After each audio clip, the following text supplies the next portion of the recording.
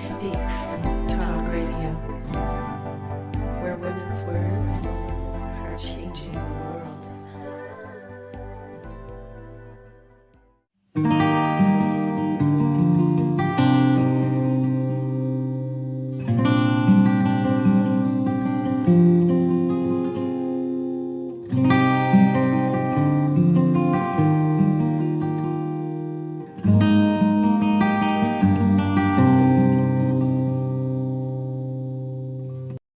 Hello, this is Wendy Dixon from Intuitive Life, and we're here today to talk to Deb Hawken, writer and spiritual mentor, about her spiritual journey.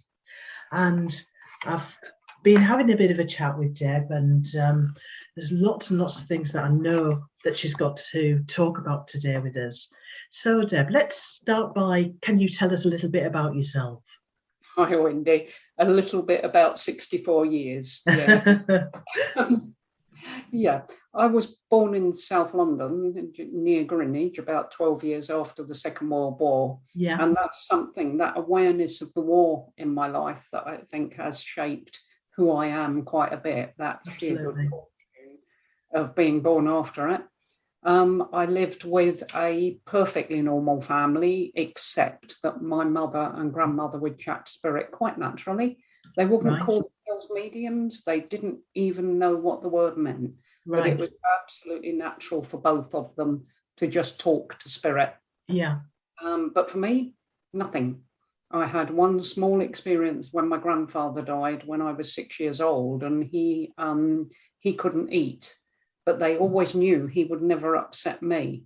So they would say to me, come and have dinner at Nanny and Granddad's, because they knew that Granddad would try to eat something because I was there. Yes.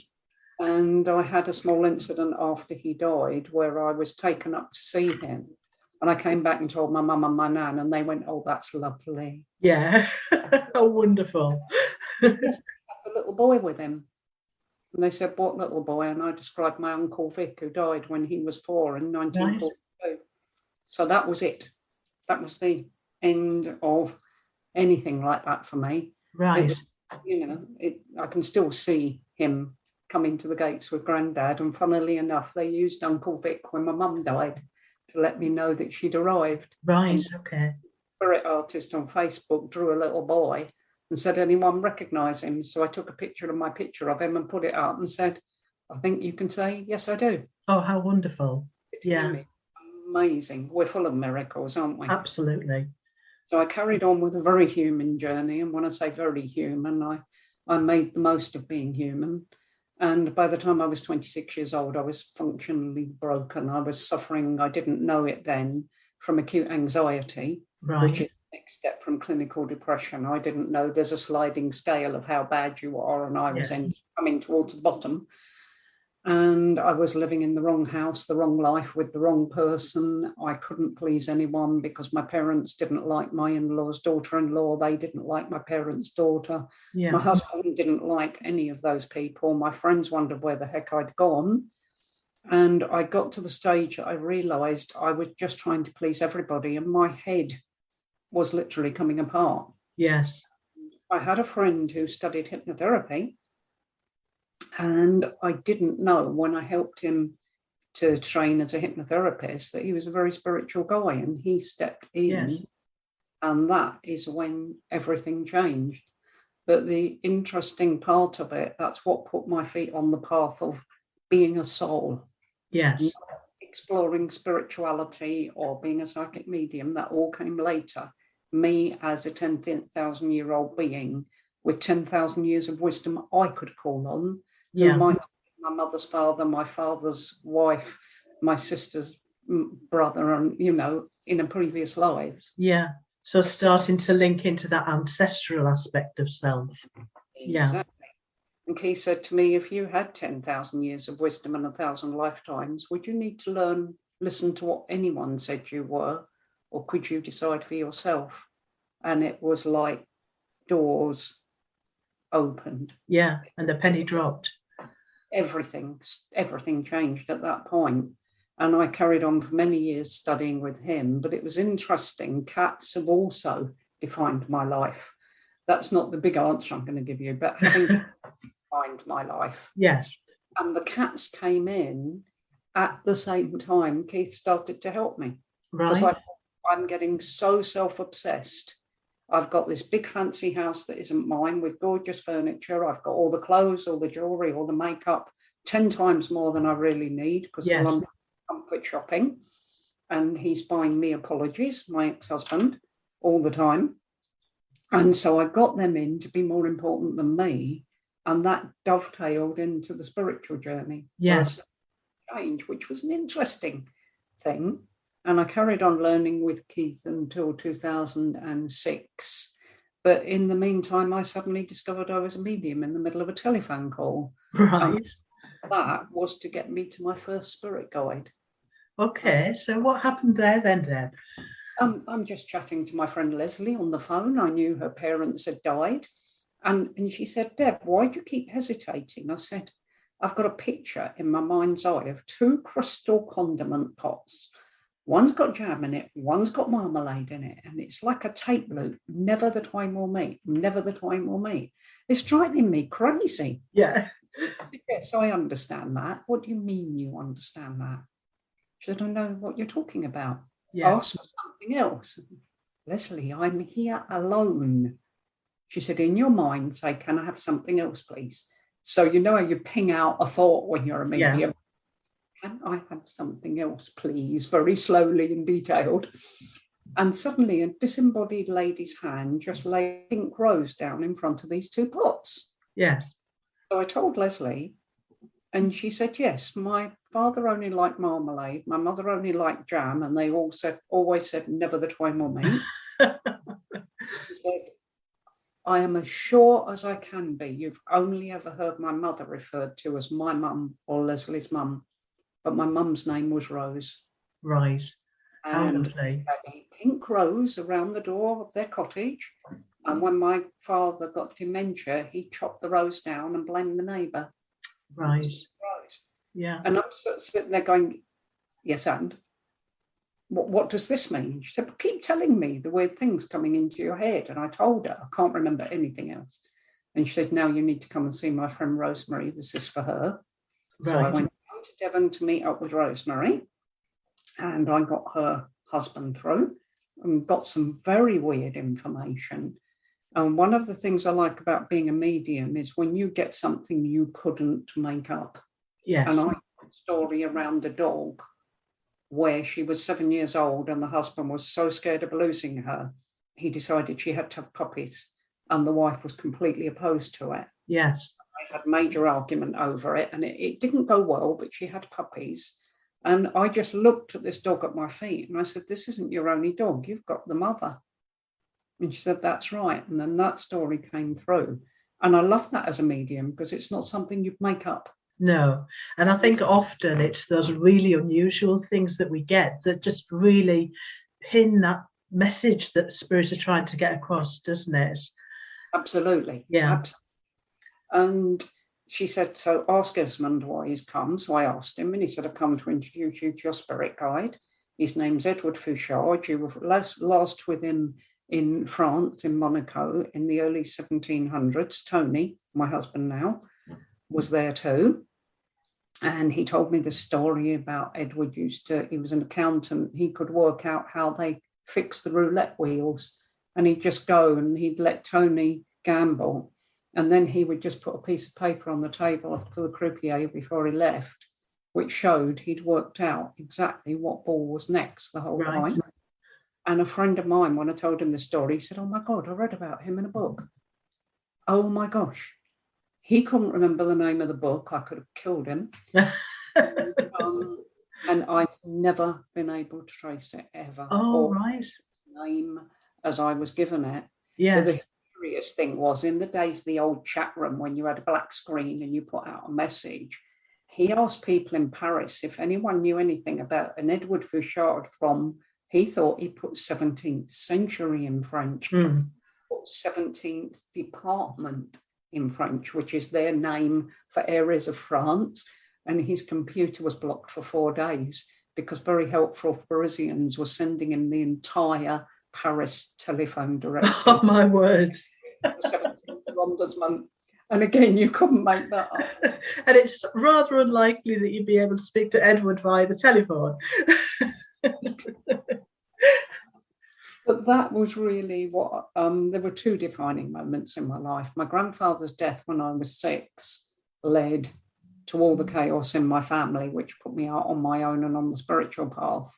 But it was also the thing that brought me in a guide to train me. Yes. Because I didn't know my arm from my elbow. Yeah. There are spiritualist centres and churches. Seriously? What? And these people do what I do. And when I thought back, I thought, you idiot, you've read Doris Stokes' books. You do know something about this.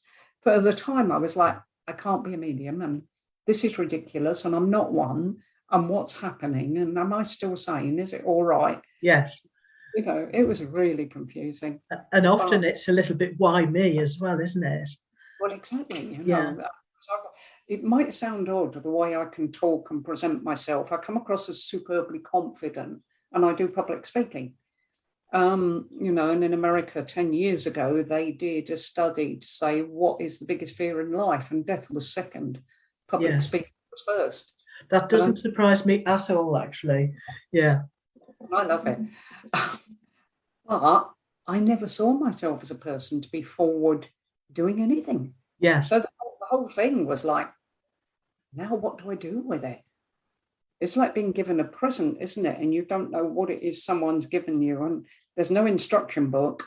And then you say, well, what is it? What do I do with it? And they say, you work it out. Yeah, that's absolutely right. You do not get any kind of instruction book with mediumship, or when you start on this spiritual journey, it's that unfolding, isn't it? It's that lots of coincidences I found with my journey. I don't know about yourself. People turning up in the right place at the right time. Yeah, absolutely. Because they put Keith into my life through my ex-husband, and I knew him from when I was 18. Right. And when he wanted to train as hypnotherapist, he said, can you be hypnotized? I said, I don't know. Bang.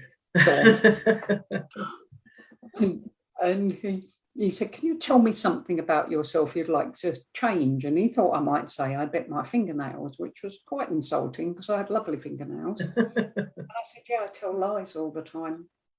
And he said, I sat there and I went, what, you're the straightest person I know, and I wanted to deal with fingernails or twisting your hair around your fingers, not this. He said, so I said very confidently, can you tell me more about that? And I said, yeah, I just can't take anything anymore with everybody around me. So I tell everybody what they want to hear. Yes. And they talk, and I come across as a liar, and I'm not a liar. But I'm scared to say what I think. I'm scared to be honest. I can't take this anymore. I can't do this anymore. And he just talked, I've forgotten what he talked me through, but from that day to this, I've never, ever had to do it. Yes. So when 3 years later I really needed help, I already had the perfectly positioned person who I knew could help me. Yes. And he said, well, actually, there's another side to me. Okay. And it was just magic. And all through my life, when Keith was dying, Edward said, I have to move on now to guide someone else. But I also want to take time. Keith is also my friend. I want to take time to take him across to spirit. So I'm giving him a guide. And I rebelled something awful because I was losing Keith, and now I'd lost my guide. And I didn't care that he was bringing in this other beautiful Native American soul who wanted to do nothing but help me. I didn't care. I didn't want him. Yes. I wanted Keith and I wanted Edward. And they were my absolute anchor. Yeah. And I think you can hear the emotion in my voice. It's still there. Absolutely. And a few weeks later, White Cloud went, right, I've brought in your next guide early. I suggest you listen to him. And Amos just walked in and said, if you don't apologise to White Cloud for your behaviour right now, I will not work with you. Oh, and I said, that's me. It's what I need. I need that central when I'm in a state. And I said, he knows I'm sorry. I've told him over and over again. He said, tell him again. So I told him again. And I said, I really am sorry. And I'd love it if you'd stay around. And I'm sorry I couldn't connect to you. I really am. And he has always stayed around, love his heart. And they must have said, I think we're going to work together very well. And that is the story from 2006 onwards, me and Amos. Yeah. So is that when you actually started working as a medium, Deb? No, I was working as a medium. I trained from 2002 to 2005. Right. I didn't go down the SNU route, no particular reason, I just didn't. Yes. I was guided to Tony Stockwell. Oh, okay. And Colin Fry. Yeah. But, weird set of circumstances. I started a new job. A lady sent me an email and signed it, counsellor and practicing medium. I went to see her. We did 2 minutes. You do not have time to help with my voluntary group. Can I ask you about the mediumship? And she said yes, and she trained. She said, and I trained with Colin Fry and sometimes Tony Stockwell, and I nearly fell off my seat. Right. Because I'd been led to this by putting the television on, seeing two men's faces on the screen that I didn't know. Best of British Mediumship came up at the end of that section. Mm-hmm. I put the sound on. I'm looking at Tony Stockwell and Colin Fry. 3 months later, I'm sitting in a room with someone who's met them. Yes. So I thought, oh, right. So she took me to an event with Colin Fry. Oh, he was an amazing man and an amazing medium, wonderful person. I still miss Colin. And he didn't connect to me at all, and I didn't him. And I went away quite disappointed. And then a few weeks later, I thought, we've got this internet thing now. I wonder if the blonde has a website. So I rang her up. I said, does that blonde guy have a website? She said, do you mean the great Tony Stockwell? And he was doing a course in London on the 23rd of September, about 6 weeks later. Yes. And I thought, I won't be able to afford someone as £45 for a day in London with him. I am so there. And he was just amazing. Yes. And what he and Colin did was they realised that some mediums are drawn to the religion side, the Spiritual Nationalist Union. Yes. There were a lot of lost and untrained mediums out there who weren't. Yeah. They were just mediums, didn't know the SNU existed. And so they set up training for people like us. Yes. And the beauty of it was the Arthur Findlay College, they had the home of the SNU, work with them. And we got to do courses there with some of their tutors as well because of Tony. Yes. For only £50 more than a member would have paid. Yeah. That was a steal. It was amazing. So they made sure everybody got the full benefit. Yes. But they really put mediumship training out there. This was early 2000s. They were doing this. Yeah. And so I actually got to meet the two of them. But I got there by Edward. Yes. And he shifted several things around many times. So television's changed my life about 4 times. Yes. Yeah. Got me to a healer I needed after my dad died, to that training. It got me out of a circle I shouldn't have been in. And he did it all through the television. It was very clever. Yeah. Yeah. And as we said earlier, it's, there's no such thing as coincidence, is there? But the right people are placed in your path at the right time. And, it's often we doubt whether or not it's the right thing for us, but it's about trusting often, isn't it? About putting your trust into spirit and allowing them to lead you to where you need to go. And, my story is very similar to yours. So there's an awful lot of similarities that I can really resonate with. And so how do you actually communicate with spirit, Deb? I'm clairsentient, so I feel. Right. I find it hard to explain to my groups. They say, how do you hear Amos so well? I don't hear Amos. Yes. How do you see him? You know what he looks like. I don't see Amos. Yes. I know. You just know, don't you? Yeah, that just knowing. Quite often when I'm working, people tell me, especially if I'm with a meditation and I've shut my eyes to get rid of distractions, there'll be a white orb just sitting there, and he is that. But I'm very lucky. I've got a friend who's a spirit artist and does some beautiful work. So I've got Amos up here, Metatron, and my husband's guide, Thomas, is actually sitting up there with them. So I've actually got something I can focus on for Amos as well. Yeah, that's wonderful. That's So amazing. I know when he's there. I know when he's speaking. Yes. It's almost a one being feeling, and I feel so blessed with that. Yeah, I absolutely get that, because that's how I feel. But actually, it can be very difficult because it makes you question more, because you can't quite believe it's your guide. So it is a more difficult path to go down. But once you do go down that path, it's a wonderful way of communicating, just knowing and not having to be told or anything like that. So yes, I can. Sorry, I can completely understand. Yeah.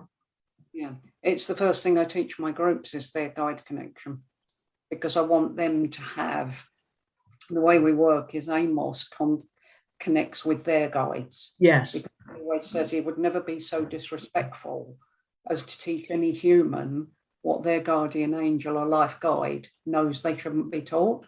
Yes. So he connects with all of them, and then he tells me when I can start leading them into guide work. Yeah. And I try with all my groups to make sure they've got what I've got, which is that support that goes beyond being human. Indeed. Yeah. Yeah. And yeah. Yeah. Do you have like a spiritual journey that you do each day? Do you meditate every day? Do you do anything else to enhance your spirituality? I'm looking innocent and slightly bewildered at the moment. Yeah, I'm supposed to. I should meditate more than I do. I do a lot of meditations with Joe Dispenza. Yeah. Because he is the person that helped me cure 45 years of acute anxiety in 4 weeks. Right. One double meditation CD set, no anxiety. Oh, is that his Ho'oponopono?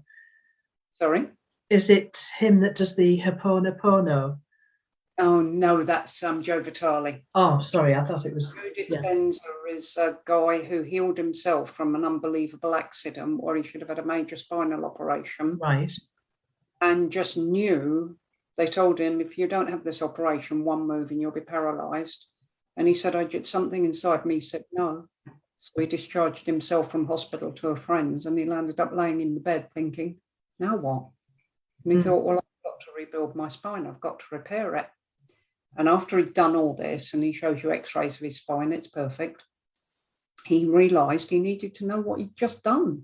Yes. So then he studied neurology and neuroscience, and now he works with teams of neurologists and scientists on his healing weekends. So there's people there taking scans. Yes.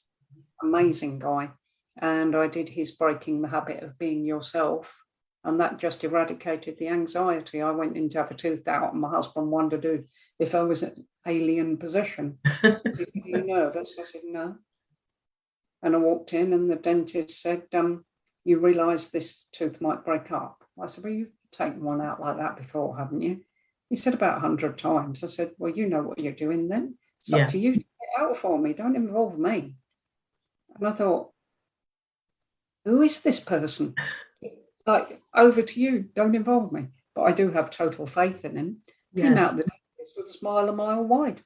Happy picking muck. And last time I went, we were joking. And I went through an entire filling with me giggling, or the nurse giggling, or the dentist giggling, or us all giggling. So I just swear by Joe. But I've recently discovered, have you heard of 111 hertz, 111 hertz? It rings a bell, actually, but tell us a little bit more about it. It's the vibration, they call it the God vibration. It's the vibration of the universe. And I just found something on YouTube when I read about it, stuck my headphones in, and I've started doing that. And I can just leave that playing while I'm working, and I find that very peaceful. Yes. But when it comes to anything specific, I don't think I ever developed a specific spiritual practice. Yes. Because I walked this path for many years. Indeed. Before it being something, if that makes sense. Yes, absolutely, 100%. Yeah. And, I mean, obviously spiritualism and spirituality have had a massive, massive impact on your life, and, has brought you to where you are today. And what's been the main thing that has benefited you throughout that? Definitely the guides. Yes. definitely the guides, because we are fallible humans and we are up against it in this world. And Yes, I don't think you'd disagree if I said we're up against it as never before at the moment. absolutely. Yes. So the disruption is unbelievable. And they've been the defining thing for me, because I've had that uninvolved wisdom that's pulled back. And I said to Amos once, I've gone so wrong, will you help me? And he said, of course, take my hand. And I said to him, why didn't you help me before I did this? He said, God and the free will clause. He said, we're not allowed to do anything about that one. He said, all I can do if you're going to get into trouble is follow you. And when you say help, say, take my hand and I get you back out. And that made so much sense. The allowing you to learn. He said it's the hardest thing in the world, Yes. to allow your person to learn, but to be there to say, come on, I know the way. And when I've been ready for the answers, they've always come easily. He is the byword in utter simplicity. Absolutely. And I think we can't actually learn anything until we're ready.